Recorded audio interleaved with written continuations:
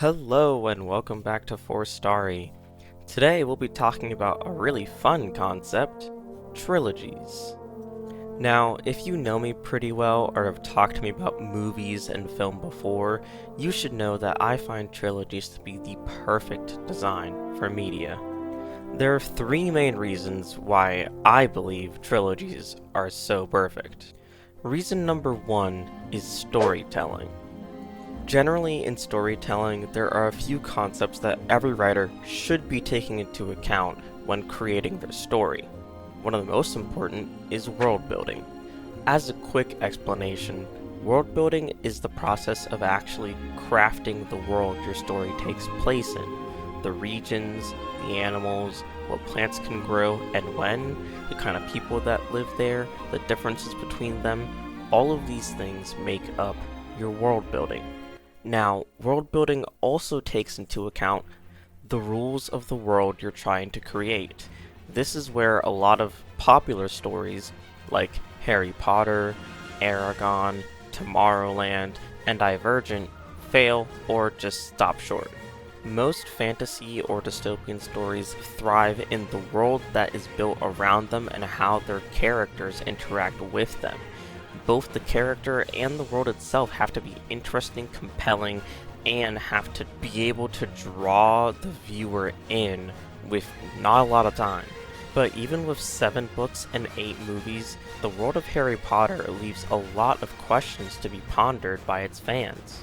For the most part, these questions do get answered by other fans who are much deeper into the Harry Potter mythos, but a lot of the issue is that Harry Potter is a very unique example in that the entire fan base has turned against its own author and deemed her to be an unreliable narrator. Which, I mean, if you even take a glance at that train wreck of a human being, I think you would have to agree. Divergent's biggest problem is that the world around them leaves so much to be desired. It's so boring! How does that work? Where does that expression come from? Specific characters can be interesting and very compelling. Their arcs can be something that you, a viewer, wants to see. But if the world around them garners no interest, then what are you really watching for? Any other writer could just as easily take those characters and place them in his or her own world and get the same amount of intrigue out of you. Because if the world itself isn't that interesting, then you failed at creating a true dystopian novel. Worldbuilding is a critically essential part of crafting a story that a trilogy just manages to perfect on a whole other level than a standalone movie. Let's take Star Wars for example. Just not the new ones. They fly now! They fly now? They fly now! Between the several unique planets, their inhabitants, their customs, their traditions, the lives that people individually live there, even the weather and topography on other planets they visit is so drastically different. I don't like sand. Shut up! It makes you beg the question, I want to know what life is like on this planet. Star Wars is a large, elaborate, universe, where there is pretty much too much to explore, and yet in 3 simple movies, 6 if we count the prequels, and no, we're not counting those ones, the writers introduce us to this large, expansive universe that we just want to know more and more about. The effect of Star Wars' great world building can clearly be seen in the insane amount of spin-off shows that we've been seeing since the original trilogy. All of these small little things going on in the Outer Rim, for just one example, because they've built such an intriguing world. Moving on from the beauty that is world building, the second most important part of storytelling is without a doubt character depth/growth. Because what's a character without a little trauma? Sorry, I can't talk right now. Thinking about my past. Actually, we need you here for some reason. That was a particularly harrowing memory. For legal reasons, this is a joke. There are more ways than trauma to make a character interesting, folks. Now, before I get too deep into character growth, I will say that I do believe that in any number of media, there is an ease or difficulty to progressing a character. However, I do feel that a trilogy does help us as a viewer see this growth in a much more meaningful way. Let's take How to Train Your Dragon as an example. Hiccup, our titular character, undergoes some serious character development throughout all 3 films. And no, I don't just mean physically. In the first movie, Hiccup is represented as a small, scrawny, scaredy cat, coward, and a loner. He's not really someone that anyone wants to be friends with or even be near. He is literally the outcast of his people. However, by the end of the 3rd movie, Hiccup has transformed. He becomes someone who can actually see his own value. He becomes someone who not only can lead others, but does lead others by his example. Not to mention, he's someone who isn't only brave for those that he cares about, but also for himself. He's someone who has the patience to talk things out, but has the will to fight for his own beliefs. And, most importantly, he's someone who is surrounded by people who support him. All of this growth can be seen in parts across the trilogy. In the first movie, Hiccup faces the societal problem of me versus them, which is a sociological tendency to believe that me, being Hiccup, are alone, and therefore must fight against them, being his Viking tribe. By the end of the movie, Hiccup has befriended Astrid and the other teens, resolving his me versus them tendency. He also learns to stand up not just for himself, but for his beliefs as well, and not just for people, but about the dragons he forms a bond with throughout the movie. In the sequel, Hiccup uses the bravery and courage that he learned in the first movie to stand up for his own belief that humans and dragons can coexist. In doing this, he tries to convince his father to make peace with Drago Bloodfist. Which, by the way, can we just agree that that was the coolest name for a villain ever in almost any movie? Drago Bloodfist? I mean, come on. That's just cool. Hiccup does face the consequences for this mindset, however, when Drago forces Toothless to kill his own father. Hiccup learns the lesson of a chief protects his own. His growth in this movie simply can't be overlooked. Hiccup starts the movie out not wanting to be chief and wanting to simply lead his own life and find his own destiny. But this moment is so raw and so powerful that it convinces him that it is his destiny to take up after his father and lead his people. This moment is also important because it teaches Hiccup a lesson about personal loss and having to let go of a loved one. Obviously, Hiccup grew up without his mom, but considering their reconnection in this movie, Hiccup had never really personally lost someone close to him. Now, it can be insinuated that throughout the several hundreds of years of Vikings versus dragons, that Hiccup knew someone in the village who had died, but there's a real big difference between losing someone in your immediate family versus losing someone in your community. The loss of Stoic is the catalyst that matures Hiccup into the person that we see in the third movie. It also is what prepares Hiccup for his realization that he has to say goodbye to his best friend / brother / partner, Toothless. In every movie, Hiccup does go through a tremendous amount of growth, so much that I would need another video to cover it. The point I'm trying to make, however, is that within a trilogy, writers can have events occur in one movie, inspire growth in the next, and cultivate all of that into the third movie. While that can be done in a standalone movie between acts, it is much more impactful as a viewer to watch it happen over a much larger span of time.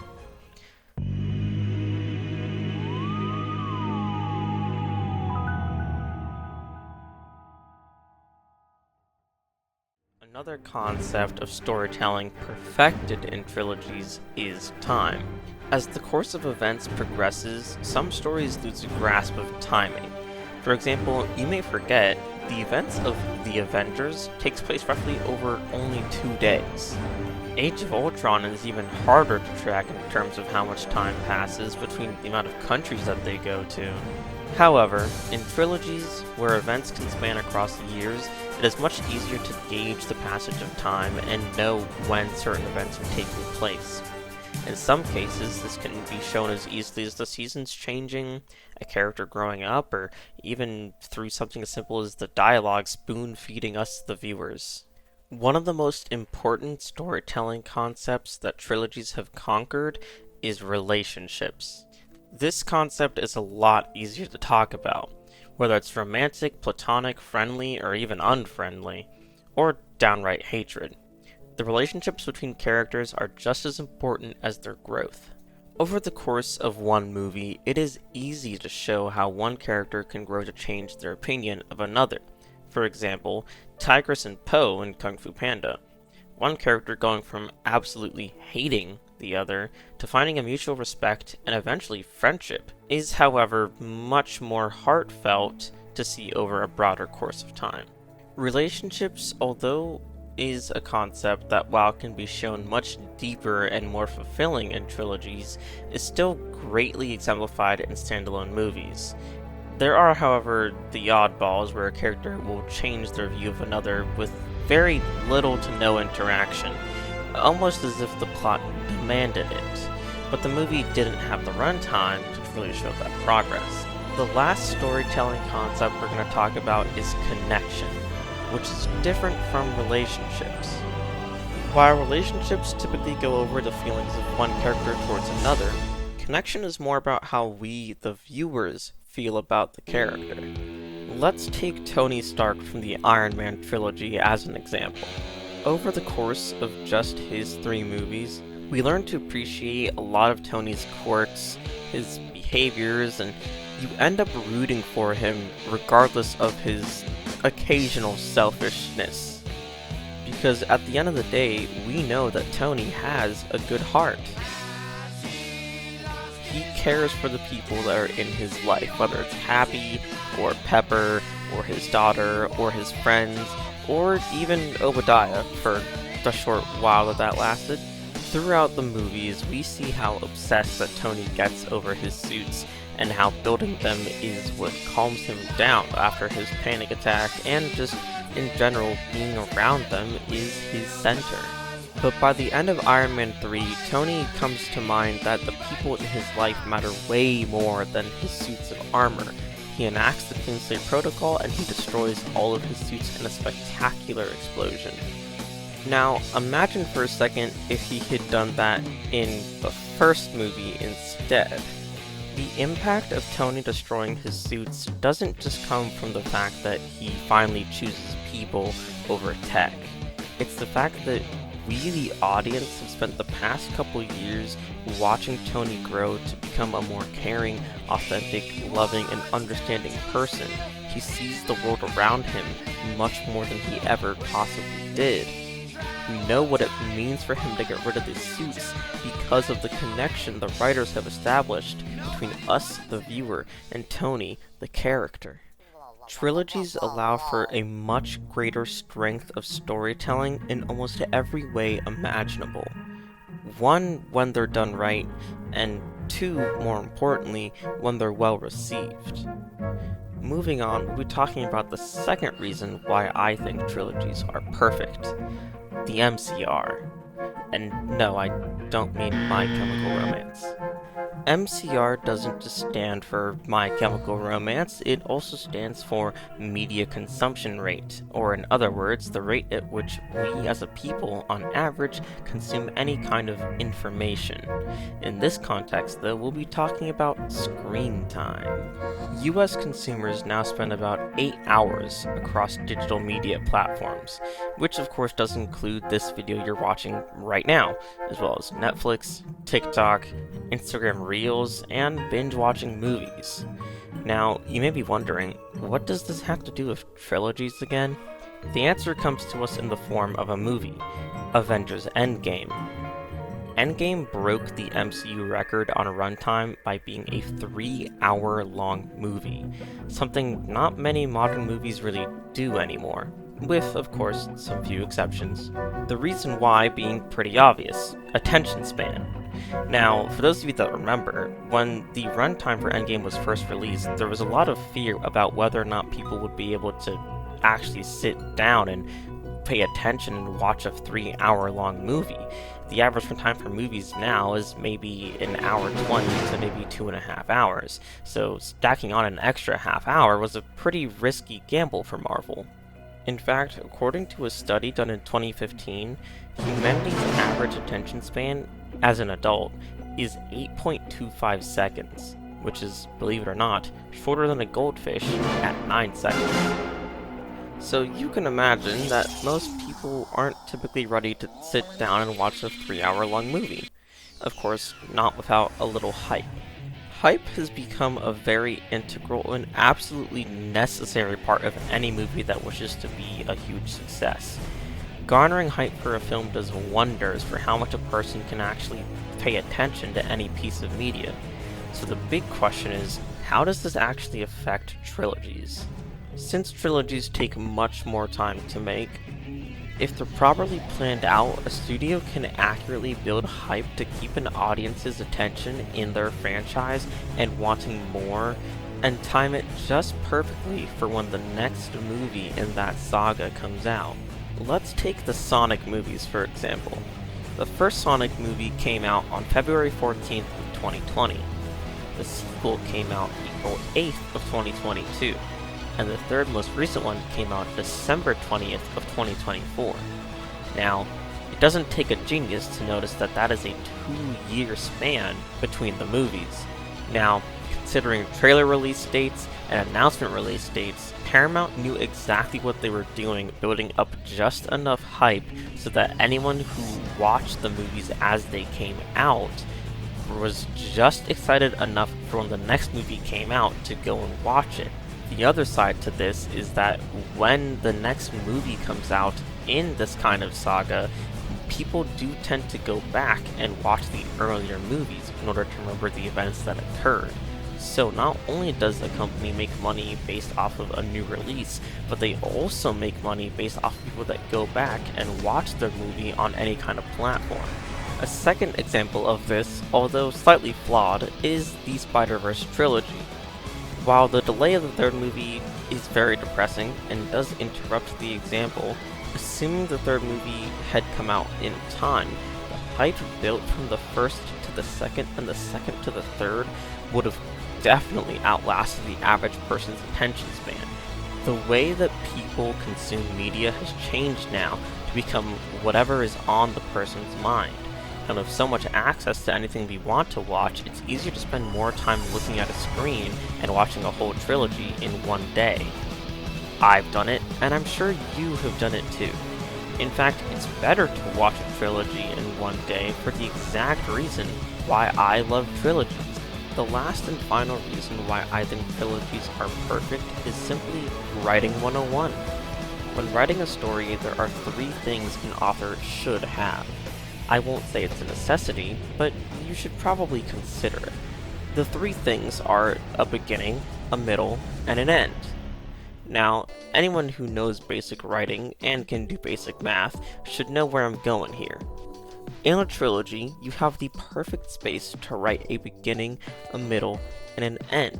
There are countless fantastic examples of perfect trilogies that provide a beginning, middle, and end, whether that's attributed to the story being told overall or a character's story arc. While I would love to go through all the examples of characters and other trilogies that I love, I don't need this video going any longer. Overall, the beginning, middle, and end of a story are very, very integral to any form of media.